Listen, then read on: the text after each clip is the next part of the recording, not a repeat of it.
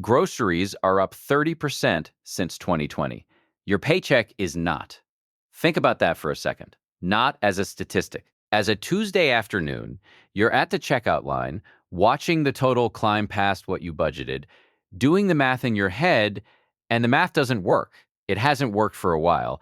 You put something back, you tell yourself it's fine, it's not fine, and you're not imagining it. The government keeps saying inflation is under control, that things are stabilizing, that the numbers look better than last year. And technically, some of those statements are true. Inflation has slowed down, but here's what they're not telling you. Slowing down is not the same as going back. Prices don't reverse. The checkout line doesn't get cheaper just because the rate of increase cools off. So today, we're not going to give you budgeting tips. We're not going to tell you to cut your coffee. We're going to explain exactly what inflation is, where it actually comes from, and why the system that created it was designed deliberately to work exactly the way it's working right now. This is the explanation you didn't get in school. Let's start with what inflation actually is, because most people get this wrong. Inflation is not prices going up. That's a symptom. Inflation is your money going down. There's a difference, and it matters more than it sounds. When a dollar buys less than it did last year, that's not the grocery store's fault. It's not the restaurant raising prices out of greed. It's the dollar itself losing value, quietly, constantly. Every single year, the price tag changes, the dollar changes, the product stays the same. Here's a way to feel it. In 2020, $100 filled a cart. Today, that same 100 barely covers half. The cart didn't change. The food didn't change. Your relationship with the dollar changed. That's what inflation does. And it's been happening your entire life. Most years, it was slow enough that you adjusted without noticing. Then 2021 happened.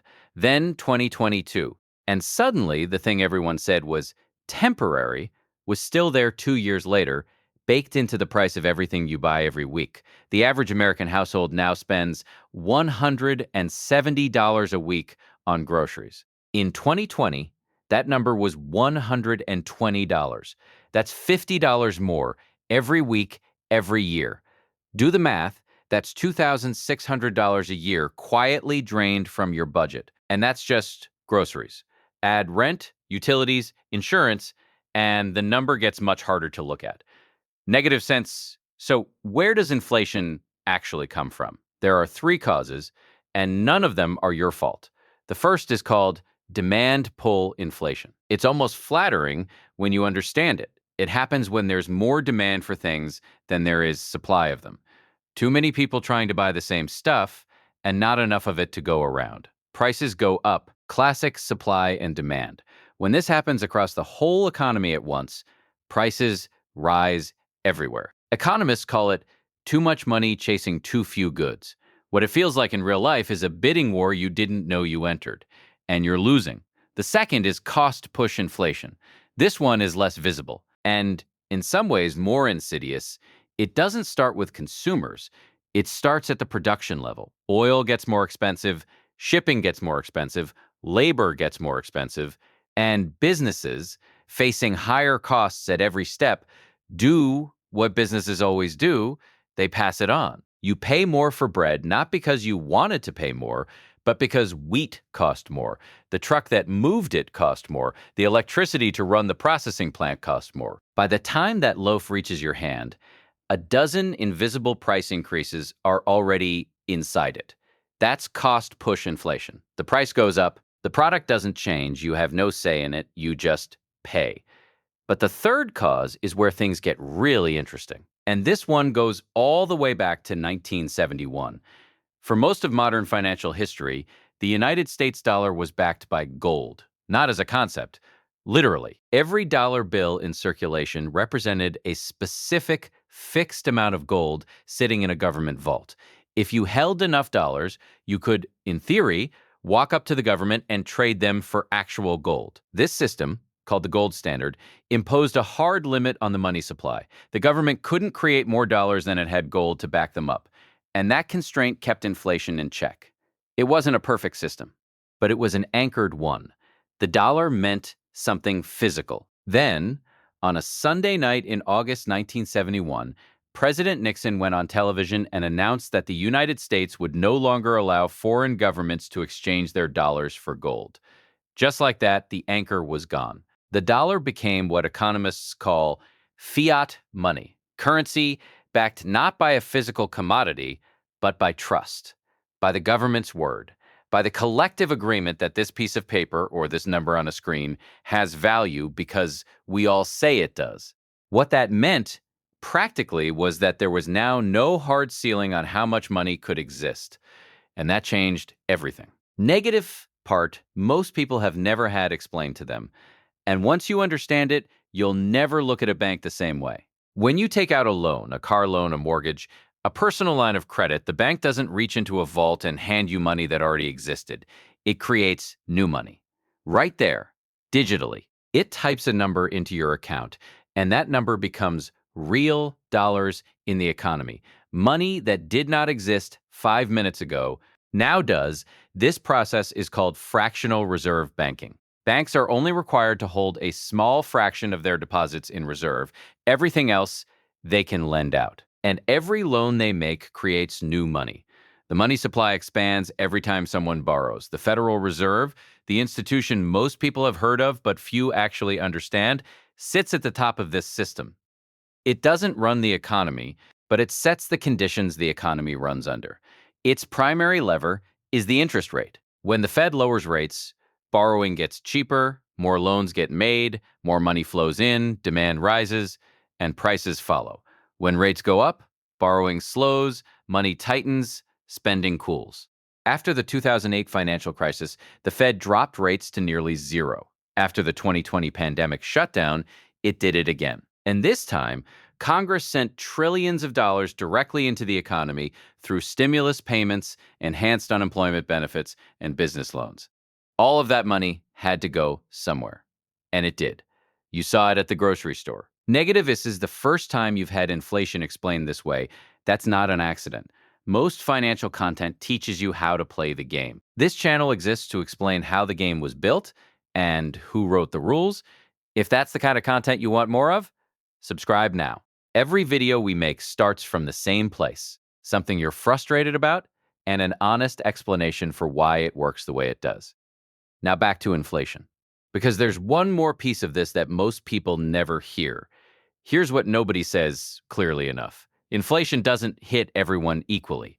If you own assets, real estate, stocks, land, inflation often works in your favor. The value of those assets tends to rise along with prices. Your net worth climbs even if you do nothing.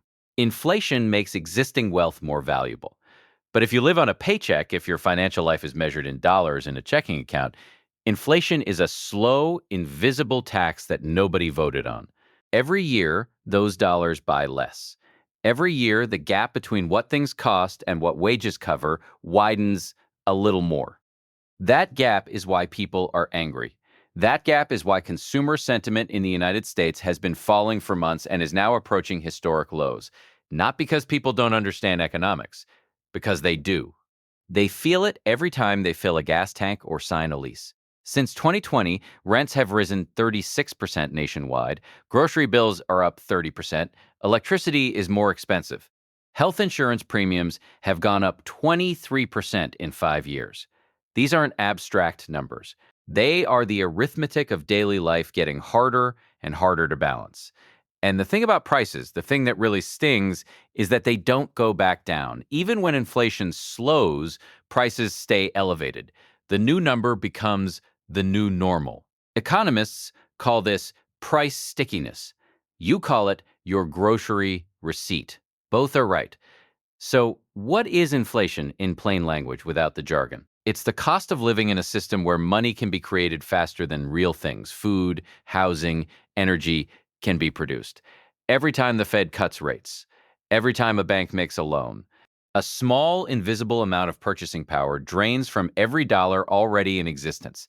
It's not dramatic. It doesn't make headlines. It just compounds year after year, decade after decade. That's why what things cost seems unbelievable compared to what your parents paid.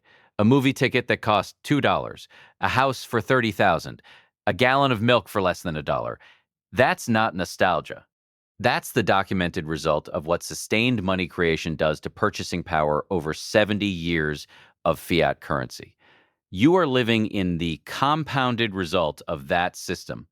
Now, here's something worth sitting with. The CPI, the Consumer Price Index, the government's official inflation measurement, is an average. It measures a hypothetical basket of goods consumed by a hypothetical average American. It is a statistical tool, and like all statistical tools, it smooths things out. Your actual inflation rate is not the headline number. It depends on where you live, whether you rent or own, what you eat, how you commute, whether you have kids in childcare, whether you're managing a health condition. For renters in major cities, real inflation has been running significantly above the reported CPI for years. For people on fixed incomes, retirees, people on disability, the erosion has been even sharper. When the government says inflation is at 2.7%, they're not lying. They're measuring something real. But they're not measuring your life. Negative takeaway from this. Inflation is not random. It is not a natural disaster. It is the predictable output of specific decisions made by specific institutions operating within a system that was deliberately redesigned in 1971 and has functioned the same way ever since. The Federal Reserve sets rates. Banks create money through lending.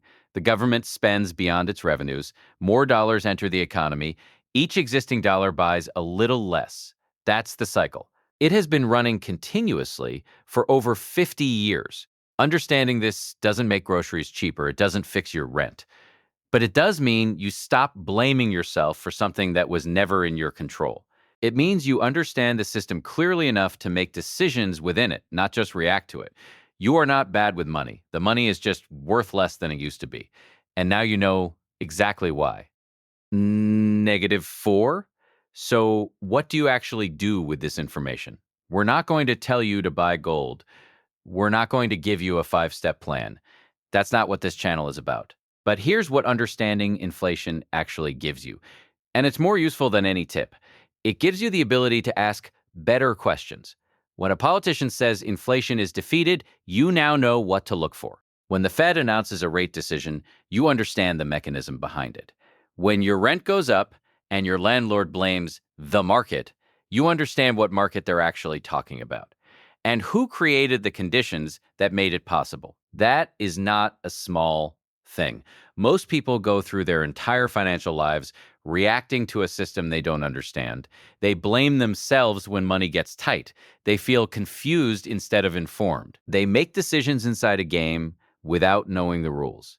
You just learn the rules. That doesn't mean the game is fair. It isn't. The system was designed at a specific moment in history by specific people with specific interests, and it has worked exactly as designed ever since. But knowing that is the difference between being a passenger and being a driver. The next step is simple. Keep asking why. Why does rent keep going up? Why do savings accounts pay almost nothing? Why does every financial crisis seem to make the wealthy wealthier? These aren't conspiracy theories. They're questions with documented, boring, mechanical answers. And this channel exists to find them. Knowledge is not a magic shield against inflation, but it's the only thing that makes the system legible. And a legible system is one you can navigate.